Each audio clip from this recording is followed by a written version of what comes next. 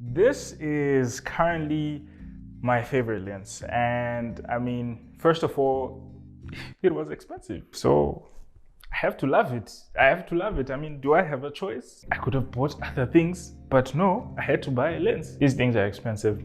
Really though, I mean, this is a really good lens. This is a Sigma 16mm f1.4, the focal length, which is 16mm. So it really gives you a wide view. It's actually wider than the current lens that I'm using to record this video, which is an 18mm to 135. And this is actually what I use for my YouTube. And I also use it for client work when I really want to get that wide view. The best thing about this lens though is the aperture.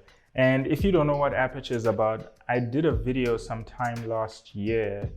I'm just gonna pin it here. So, just pause this video, go view that video and come back, views there, views here, we win, I mean, okay, fine.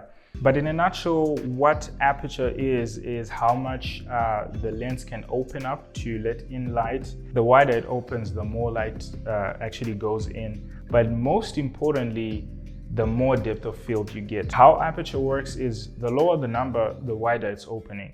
And of course, the reverse is true. So mine actually goes down to 1.4, which is really, really, really good. The coolest thing about a lens that has a wider aperture is that it gives you more depth of field and it gives you more blur in your pictures, in your videos. And I mean, it's easier to actually show you as I do it. So, I mean, let's just jump outside and I'll show you. Bam. Okay, so we're now outside. I hope you can hear me. It's a bit windy and we've got birds and stuff just making noise. As I was sitting up outside, I just realized that I need to actually do a video on something that a lot of people don't talk about when it comes to filmmakers and videographers that you need to get, and that is called an ND filter. Remember, I said a lens that has a wide aperture lets in a lot of light. So when you're shooting outside, it's actually difficult to actually then see stuff because there's a lot of light coming in. So how you do that, you put an ND filter, and let me just show you because I have one right now on, and if I remove it, you'll see what I'm talking about. I mean, just look at that. I mean, this is what you see at f1.4 if you don't have an ND filter.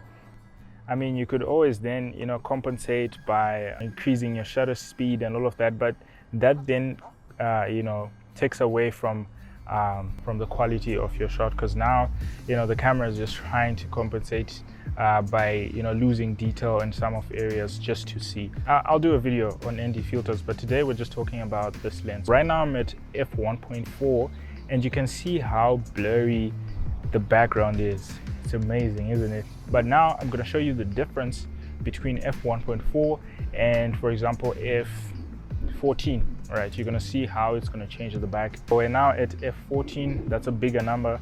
That means there's less light coming into the lens. Before we were at f1.4, which means there was more light coming in. That's why I needed an ND filter. ND filters are pretty much shades for your, for your lens.